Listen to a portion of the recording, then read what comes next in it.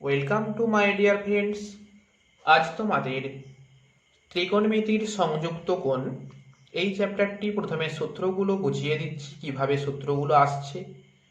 এই চ্যাপ্টারের সূত্রগুলো হওয়ার পরে আমি তোমাকে ইম্পর্টেন্ট অঙ্কগুলো বলিয়ে দিচ্ছি, বা কিভাবে তোমরা এই চ্যাপ্টারের সমস্ত প্রবলেমগুলো নিজেরাই সলভ করে নিতে পারবে। তাহলে প্রথমে সূত্রগুলো ভালো করে দেখে নাও। দেখো, এটা তোমার এক্স অক্ষ, এটা ওয়াই অক্ষ, মূলবিন্দু। এটাকে তোমরা জানো প্রথম পাদ, এটা দ্বিতীয়, এটা তৃতীয়, এটা চতুর্থ। মনে রাখবে all sin tan cos. All sin tan cos. All মানে এখানে ছজন, sin theta, cos theta, sec theta, tan theta, cosec theta এবং কট থিটা, এই ছজনই এখানে পজিটিভ। এখানে কে পজিটিভ? সাইন থিটা এবং কোসেক থিটা, এরা দুজন এখানে পজিটিভ।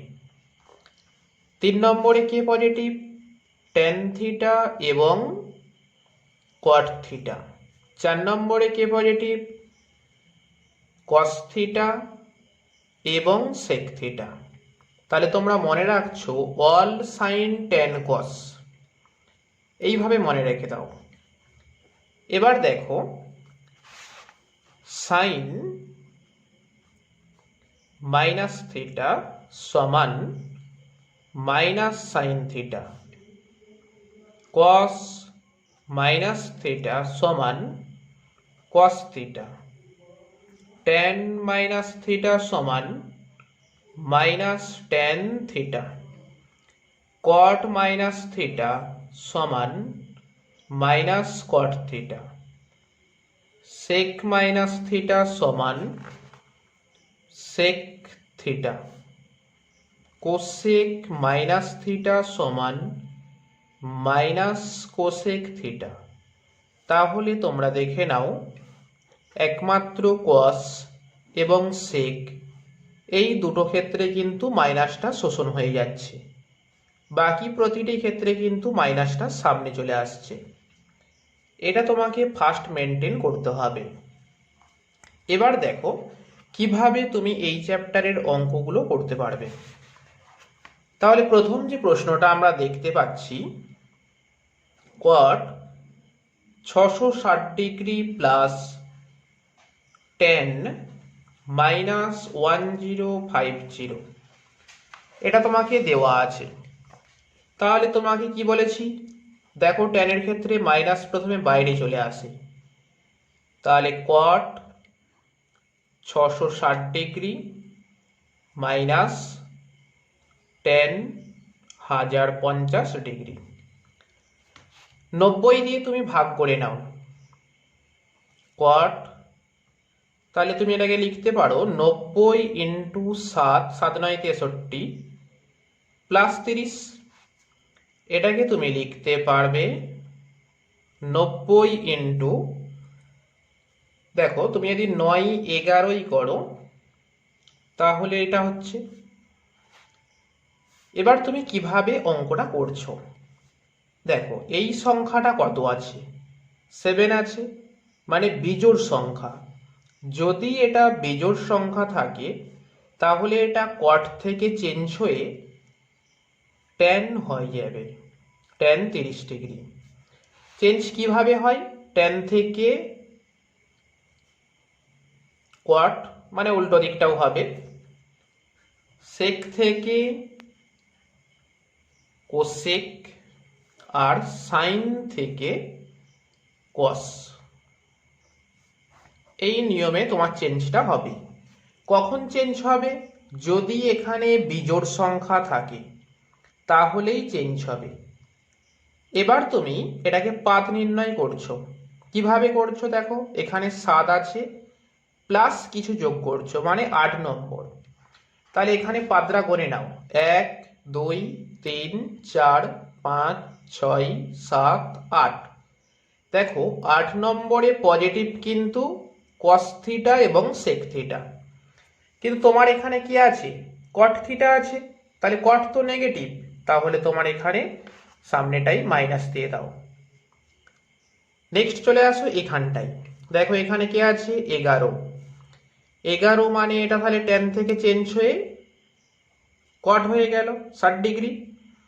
কিন্তু যদি এটা 12 থাকতো মানে জোর থাকতো তাহলে কিন্তু এটা টেন থিটাই তুমি লিখতে।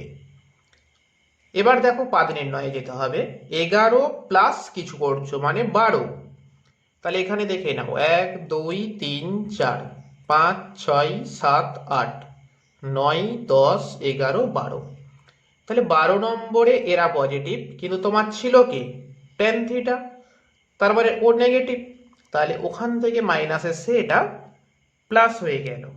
এবার তুমি মান বসিয়ে দাও, টেন 30-এর মান, কট 60-এর মান, কেটে গেল 0, তাহলে বোঝা গেল।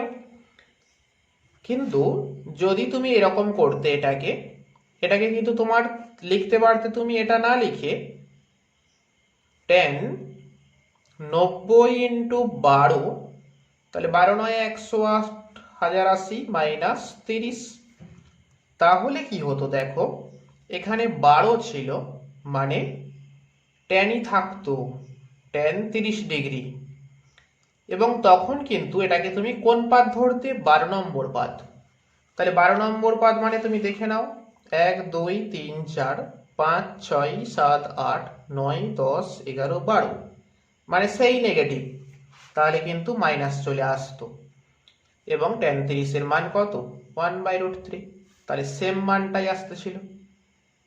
ক্লিয়ার হয়ে গেল বিষয়টা? তাহলে এইভাবে তোমাদের কিন্তু মান নির্ণয়গুলো করতে হবে। নেক্সট তাহলে যে প্রশ্নগুলো আছে তোমরা করে নেবে। আমি তোমাদের আরেকটি প্রশ্ন দেখিয়ে দিচ্ছি। দেখো এই প্রশ্নটাই তোমাকে বলছে সাইন থিটা সমান এত এবং থিটা তৃতীয় পাদে থাকে, তবে ট্যান থিটা ও সেক থিটার মান নির্ণয় করো। তাহলে তুমি এটাকে কিভাবে করতে পারো? সাইন থিটা সমান -3/5, আর বলছে থিটা তৃতীয় পাদে, থিটা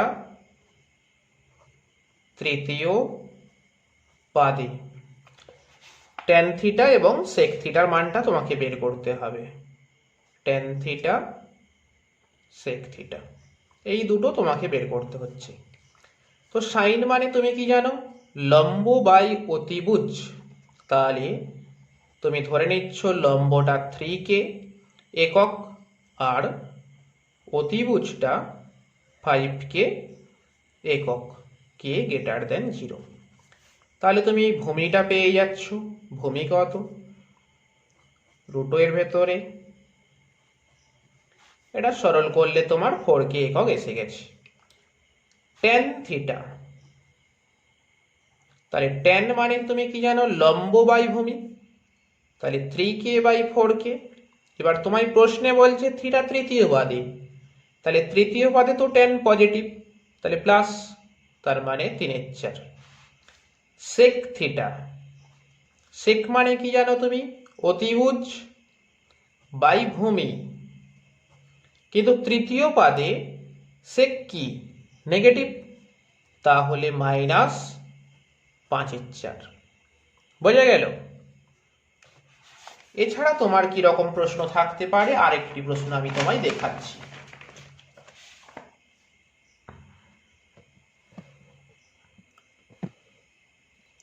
দেখো 4 নম্বর যে প্রশ্নটা আছে এই প্রশ্নটাও কিন্তু খুব ইম্পর্টেন্ট প্রশ্ন। দেওয়া আছে তোমায় এটা n সংখ্যক পদ পর্যন্ত সমষ্টি নির্ণয় করো। কিভাবে তুমি করতে পারো? Sine theta sine pi plus theta sine 2π plus theta plus sine 3π plus theta dot dot চলছে। তাহলে প্রথমটা তুমি রেখে দাও, সাইন থিটা থাকছে। দেখো পাই আছে, পাই মানে কি 90 × 2, তাহলে 90 × 2 প্লাস থিটা, তাহলে 90 × 2 আছে, তার মানে কিন্তু সাইন রয়ে গেল, সাইন থিটা। এবার যেহেতু 90 × 2 প্লাস কিছু মানে তৃতীয় পাদে, তাহলে তৃতীয় পাদে সাইন কি হবে? নেগেটিভ। এটা দেখো 2π মানে 360 ডিগ্রি, 90 × 4 প্লাস কিছু, তার মানে এটা সাইন রয়ে গেল। তাহলে 4 নম্বর প্লাস কিছু মানে 5 নম্বর, তাহলে 5 নম্বর মানে কোন পাদে চলে যাচ্ছে? প্রথম পাদে। প্রথম পাদে সাইন পজিটিভ। এটা দেখো 3π,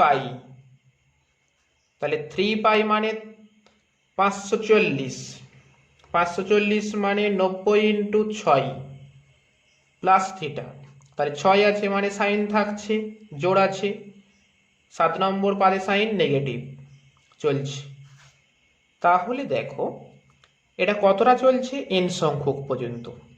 তাহলে তুমি যদি ভাবো যে n এর মান 2, n এর মান 2 হলে এইটা, তখন এদিকটা থাকছে না মানে 0।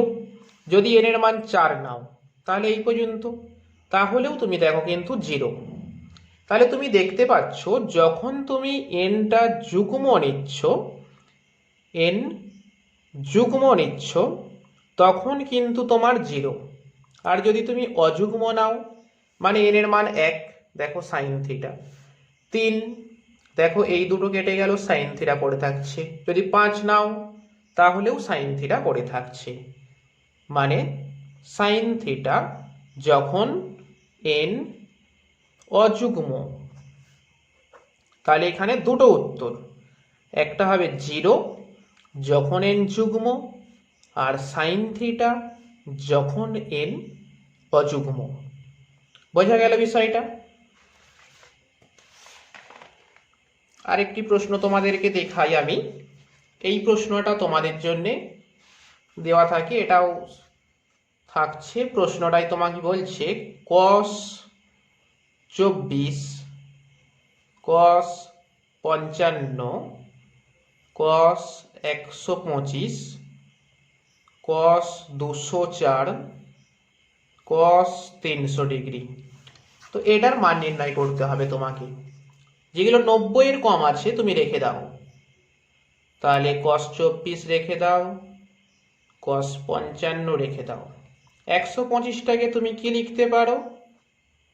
90 × 2 মাইনাস 55। দেখো 90 × 1 করলেও কিন্তু হতো, কিন্তু আমি 2 কেন করলাম? কারণ 2 তো জোড় সংখ্যা মানে যুগ্ম, তাহলে কিন্তু কসটা চেঞ্জ হবে না, কসেই থেকে যাবে। সেই জন্যেই এটাকে ছিল 204, তার মানে তুমি লিখতে পারো 90 × 2 প্লাস 24, 300টাকে তুমি লিখতে পারো 90 × 4 মাইনাস 60 ডিগ্রি। তাহলে প্রথম দুটো তোমার থেকে গেল, এটা থেকে যাচ্ছে। দেখো 90 × 2 মানে জোড় সংখ্যা আছে, তাহলে cos রয়ে গেল 55 ডিগ্রি। এবার আসছি পাদ নির্ণয়। 2 নম্বর পাদে যখন মাইনাস হবে তখন কিন্তু তোমরা এটাকেই কাউন্ট করবে। তাহলে 2 নম্বর পাদে, 2 নম্বর পাদে cos কি? নেগেটিভ, তাহলে এটা মাইনাস। দেখো এটা কি বলছে? 2 মানে জোড়, তাহলে এটাও তোমার cos 24 রয়ে গেল। এবার কি বলছে? 2 প্লাস কিছু, যখন প্লাস থাকবে তখন তোমরা পরের পাদে চলে যাচ্ছ, তাহলে 2 নম্বর তার সঙ্গে কিছু যোগ মানে 3 নম্বর পাদ। 3 নম্বর পাদে cos কি? নেগেটিভ, মাইনাস চলে আসলো। এটার ক্ষেত্রে দেখো 4 আছে মানে জোড় আছে, cos থেকে গেল 60 ডিগ্রি। এবার বলছে মাইনাস, মাইনাস থাকলে তোমরা এটাকেই কাউন্ট করবে। 4 নম্বর পাদ, 4 নম্বর পাদে cos পজিটিভ। দেখো এটার সঙ্গে এটা কেটে গেল, এটার সঙ্গে এটা কেটে গেল, cos 60 এর মান তুমি বসিয়ে দাও 1/2, তাহলে তোমার এটাই অ্যান্সার হয়ে যাচ্ছে। বোঝা গেল? তাহলে এই চ্যাপ্টারে তোমরা কিন্তু এইভাবেই যে প্রশ্নগুলো আছে তোমরা নিজেরা সমাধান করে নেবে।